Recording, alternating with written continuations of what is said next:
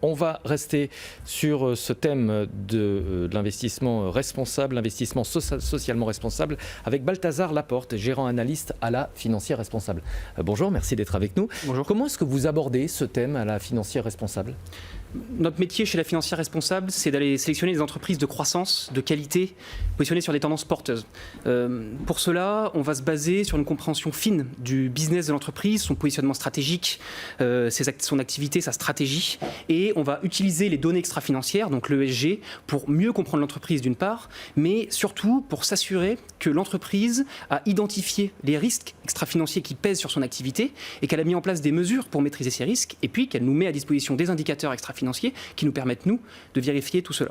Alors, les préoccupations sociales, environnementales, elles sont devenues encore plus présentes en marge de la crise sanitaire. Est-ce qu'il n'y a pas, petite parenthèse, mais une tentation pour les entreprises de paraître plus vertes ou plus socialement responsables qu'elles ne le sont réellement ? Comment vous faites le tri ?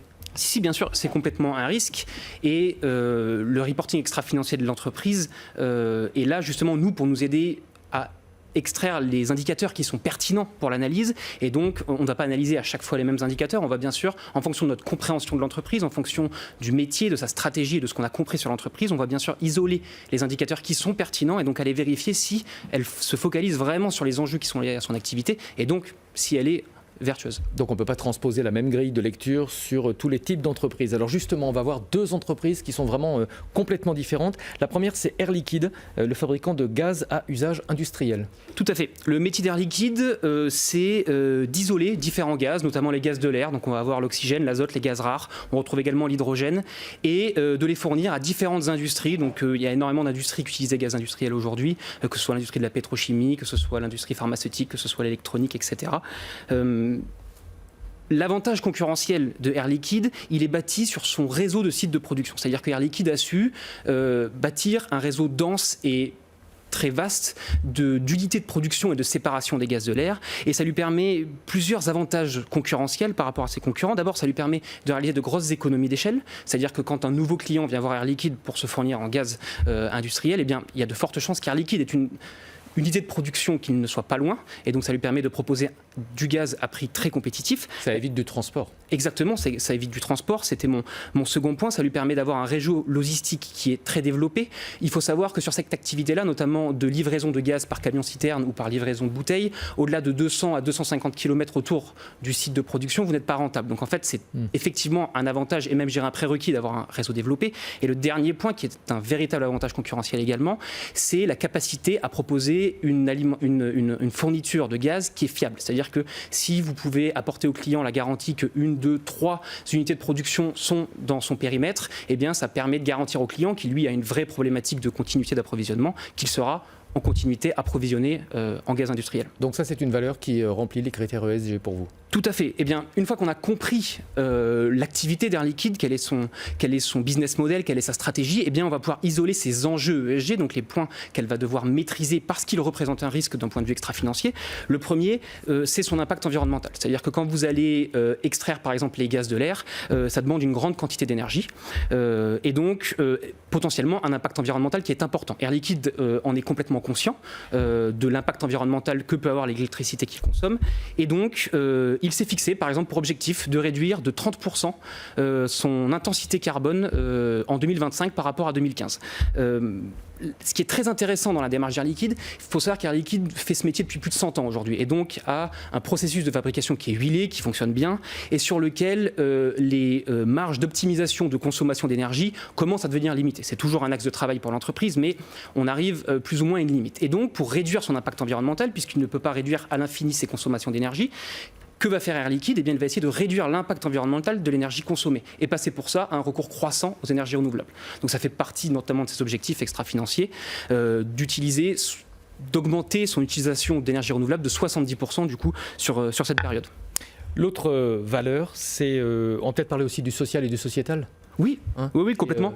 Air Liquide, rapidement. Oui, très rapidement. Sur le social, Air Liquide, c'est plus de 67 000 employés, donc on a des vrais enjeux de santé et de sécurité, notamment via ses chauffeurs-livreurs, tout simplement de gaz. Donc c'est important qu'Air Liquide, pour son activité, soit capable de proposer des conditions de travail qui soient saines et sécuritaires à ses employés. Quand on regarde le taux de fréquence des accidents du travail de Air Liquide, qui est l'indicateur que l'on regarde principalement sur ce sujet, c'est le nombre d'accidents avec arrêt de travail par million d'heures travaillées. Donc voilà, c'est un indicateur très chiffré.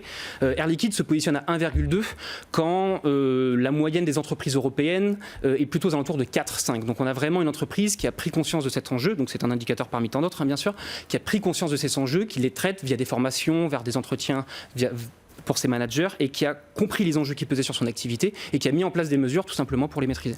Alors on va comparer avec une autre société, et là on voit la difficulté de votre métier, une autre société qui n'a rien à voir, c'est SAP. SAP, pour ceux qui connaissent, qui ne connaissent pas, c'est le leader des progiciels, je crois, des logiciels des EPR. Tout à fait. SAP, c'est tout simplement... ERP, pardon, pas EPR. ERP, logiciel de gestion intégrée en français. Voilà. SAP, c'est tout simplement le premier éditeur de logiciels français, le 4e mondial, donc on parle vraiment d'un mastodonte. Le métier de SAP, donc, c'est de vendre des logiciels. C'est des logiciels c'est des offres qui sont complètement personnalisables et qui permettent aux clients, qui sont principalement des grosses structures, des grosses entreprises, d'optimiser leur système d'information, de simplifier et de fluidifier la gestion de leurs ressources et de réaliser de grosses économies de coûts. Donc on est sur la vente de logiciels à très haute valeur ajoutée pour SAP. Et SAP se doit de conserver son leadership technologique. Et pour ça, le principal enjeu ESG de SAP va être différent de celui d'Air Liquide, il va être sur la rétention des talents. Puisque SAP, pour conserver son leadership technologique, il doit être capable de recruter des ingénieurs, de recruter des développeurs informatiques et surtout de les conserver pour conserver son avance vis-à-vis de ses concurrents. Quand on regarde les indicateurs extra-financiers de SAP, on a près d'un tiers des salariés de SAP qui sont affectés à des fonctions de recherche et développement. C'est 16% du chiffre d'affaires de l'entreprise qui est affecté à de la recherche et développement. C'est des salaires qui sont en moyenne supérieurs à 90 000 euros par an. Donc ça fait partie des salaires les plus élevés également de notre base de données en interne. Et c'est un taux de turnover, donc une rotation des effectifs qui est inférieure à 8%, ce qui est très faible. On est en moyenne dans le secteur plutôt aux alentours de 17%. D'accord. C'est un groupe évidemment de services, mais il y a aussi une dimension industrielle, puisque qui dit logiciel avec des données veut dire également data center, et on sait que ce sont des gouffres en termes d'énergie. Complètement. Et je dirais même que d'un point de vue environnemental, si on devait ressortir l'enjeu principal de SAP, c'est dans la gestion de ces data centers. C'est dans la consommation énergétique de ces data centers, toujours plus de données, toujours plus de consommation d'énergie.